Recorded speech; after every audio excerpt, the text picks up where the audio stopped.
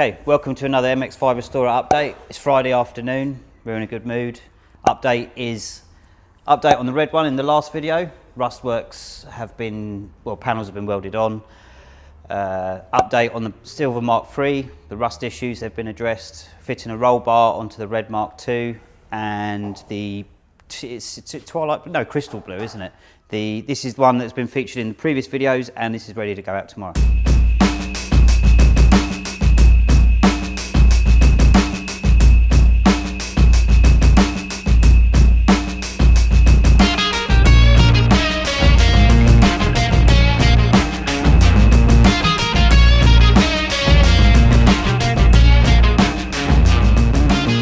Welcome back everyone, thanks for tuning in. Let's go and find out what's been happening. Okay Roy? Not too bad. So previous video you saw all the works cut out on this, and Roy has been on this car all week and he's going to run through with you now what he's been doing. Right, basically as Chris said, last time we saw it all cut open. We've now carried out all the works, all finished on this side at least anyway. Full sill end plate. All cut out, new one welded in. We replaced the inner sill and obviously this outer skin, sill and arch, and also repaired the rear box section as well. Gareth can come round and... So it hasn't been panel sealed yet? No, not been panel sealed. We've still got to basically seal it up, but this has basically been ground back, zinc primed everywhere. It'll have a panel seal. And then it'll be, is this one having a full underseal? I can't remember. Standard underseal on this one. Standard underseal, so yeah, it'll all be undersealed afterwards. Yeah, on the other side. It's a good job there, Roy. Looks very OEM. The other side, we're literally just at the stage now where we can do the outer sill and arch. Inner sill's been replaced.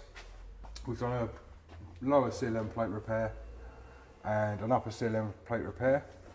And again, rear box section's been replaced. If that was all undersealed, you'd never know. No, we replaced it down to this section here. It was quite bad. I kept cutting and hitting, and it kept making holes, so I had to chop quite a lot out.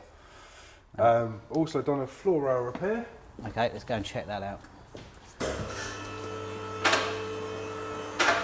On the bench behind you. Oh, here we go. Started off out as someone's previous patchwork. Yeah, so that's what you would have seen from sitting. Is it that way around? Yes, that way around. So it would have been sitting like that in the car, and it's just completely rotted out, isn't it? Yeah, it has. Nothing really cut good that for that section tool, out and kept cutting and kept cutting it, and it escalated quite badly to that size. Oh well, if it needed that, it needed it. So yeah, so cut out all the rust, made a panel up, welded in, now panel sealed, ready for underseal. This is probably a good time to chat. We are in the process of designing a completely new box section, which goes front to rear. And the idea is that is it being cut here? And then it's going to be up, and that's going to go up to the floor pan as per the original. Yeah, but when we remove, is it being cut on the sides here, leaving? No, you drill out the original. Drill out. So the whole section is designed to be removed, and we're actually putting strengthening inside, aren't we? Yep. Which is that going to be a panel which is another box section inside it? Yeah. So in theory, it's potentially twice as rigid as the original one, which will make a difference, a big difference. Hopefully, it should stop all this. Yeah. Do we need to weld that side? There's a hole there. I haven't hit it yet, so it goes in, but there's no hole there at the moment. We'll investigate that. But Roy's just been literally finishing up this floor box section, so that might be a job for Monday morning. Okay, next. Cool. Nice work, Roy. Okay, over to the Mk3 on my ramp. So, previous video, you would have seen us discover the subframe rusty and basically the rear jacking points and sill end plates.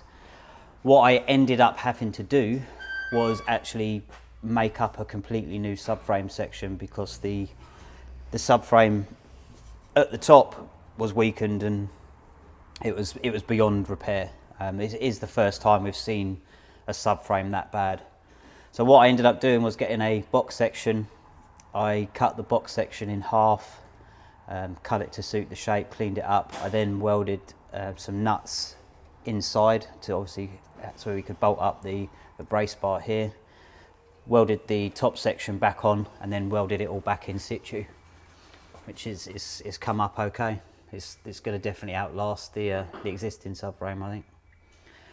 And okay, so the rust areas which we saw on the last video on this car, that this was all rotted out, the seal end plate and the jacking point underneath here. So all of this has been built back up. We cut everything out, and I've got templates which basically they're templates of patterns which I can then put together and weld, and they just make this whole section back up. Passenger side, again, the one we just looked at, the offside, was worse. This side wasn't as bad. On this side I just had to do a piece under here, but on the other side I actually had to make this whole box section, which it come up okay. This is got to go through this has got to be all sealed up, panel sealed, and then the car's going to be cleaned up and under sealed. I've done some other work on this car this week, and the customer with this car it's had an IL Motorsport manifold downpipe put on this, which obviously loses the pre-cat, and it's the first sensor, which would normally be up the top, is here. But the standard exhaust doesn't have any O2 bung in it. So the way the IL Motorsport downpipe works is that you've got to put an O2 sensor bung in the exhaust and just extend the wires, which they give you a lead for. It's not too bad. I did have to extend the cabling off the other O2 sensor because that wasn't long enough to get to the plugs. With it in situ, it pulled the cable too tight and it was going to be rubbing on the steering column. So I removed it, extended the wires, and that sorted that problem out. Yep, okay. That's what I've been doing anyway. Right, let's go and see Jim. You all right, Jim? Yeah, pretty good. Right, Jim's been putting a roll bar in on this one. And tell us how it's gone. Yeah, pretty well. Strip out all the carpets, take off the bulkhead over the top, cut it to fit. We have to remove a little bit of material down there. Yeah, so if you show what sort of area you need to cut away on this, Jim, just to give people an idea, because it is a job that you can probably do at home if you're competent with an angle grinder and a drill. But failing that, we're happy to do it for you. But if you just come and look in here, Gareth, you'll just get to see the bits that you have to sort of cut away on the side here. No, there's a little ledge that normally comes out of here, and Jim's ground that back, and it sort of goes back into here as well.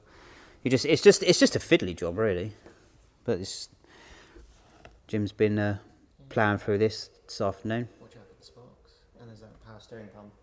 Oh yeah, do you wanna run through that? It's in that box here. Right, okay.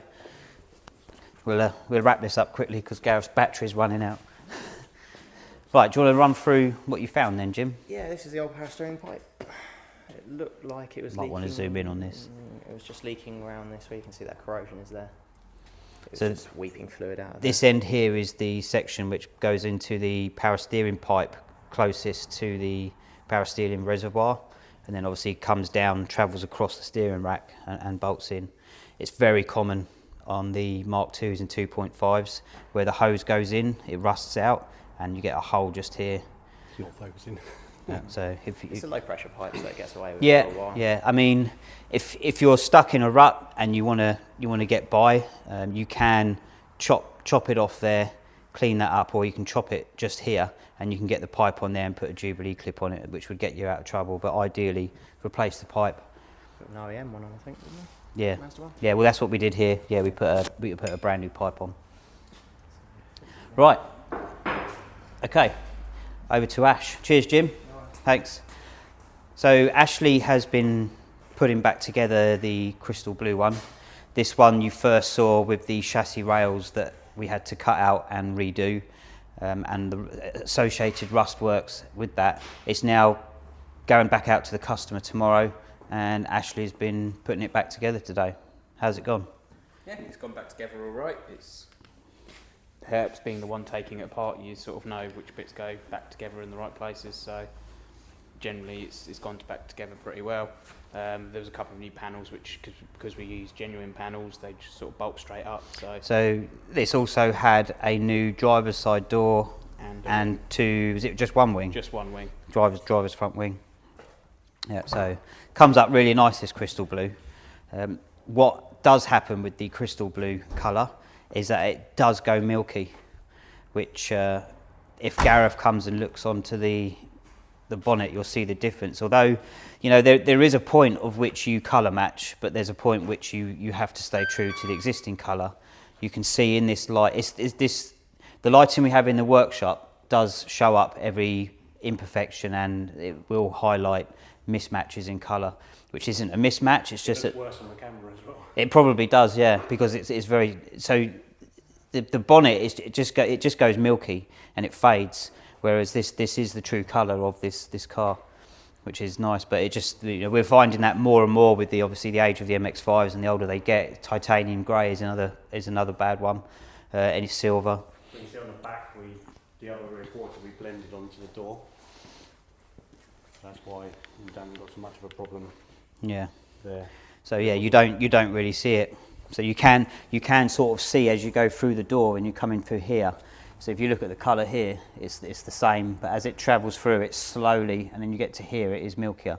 But you know, you're only going to get rid of it by a full respray, or the blending is the option, really, isn't it? Is there anything else to add to that? No, this one's all done, ready to go. All right, cool. Okay, right. Thanks for tuning in. Have a good weekend. Although it's not sure when this video is coming out, but it's the weekend here, and yeah. All right. Cheers. Bye-bye. Okay, welcome back, everyone. Thanks for tuning back in.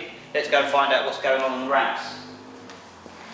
So, you know, keep going.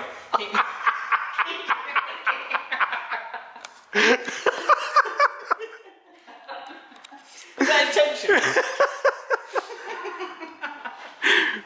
Right. Right. I don't think we can keep going. I turned round and you were bending over. Did you have your ass? Yeah.